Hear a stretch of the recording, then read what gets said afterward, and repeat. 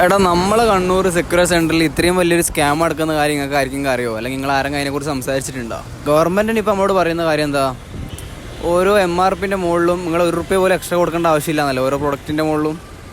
അപ്പോൾ ഇവരെന്താക്കുക, നമ്മളിപ്പോൾ രാവിലെ എണീച്ച് നോക്കുമ്പോൾ ഒരു റേറ്റ്, കക്കൂസി പോകുമ്പോൾ ഒരു റേറ്റ്, പല്ലിയേക്കും വേറെ റേറ്റ്, ഇവിടെ വന്നിട്ട് എടുക്കാൻ നോക്കും വേറെ റേറ്റ്.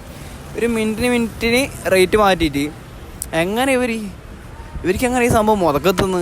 എൻ്റെ മോനെ, നമ്മളിപ്പോൾ ഉച്ചപ്പണിയിൽ ഒഴിവാക്കി ആകെ ദിവസക്കൂലി ₹400-500 ഉണ്ടാവുക. എന്നിട്ട് ഉച്ചപ്പണിയിൽ ഒഴിവാക്കി ഒരു പടത്തിനിടാൻ നോക്കിക്കഴിഞ്ഞാൽ ഇവിടുത്തെ സിനി പോളിസിലുള്ള അവസ്ഥയായത്.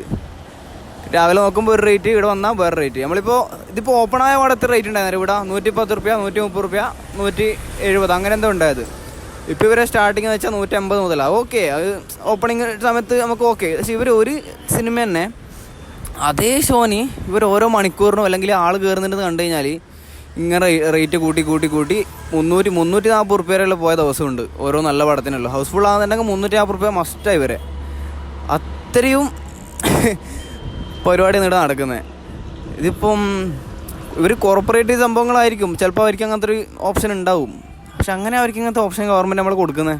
ഗവൺമെൻറ്റിൻ്റെ അണ്ടറിൽ റിലീസാകുന്ന, ടാക്സ് വാങ്ങി റിലീസാകുന്ന പടത്തിനെല്ലാം ഇങ്ങനെ ഇവർക്ക് റേറ്റ് ഇടാൻ പറ്റുന്നത്. ഓരോ മണിക്കൂറിൽ ഓരോ 5 മിനിറ്റ് കൂടുമ്പോൾ റേറ്റ് കൂട്ടി പോകാൻ പറ്റുന്നത്.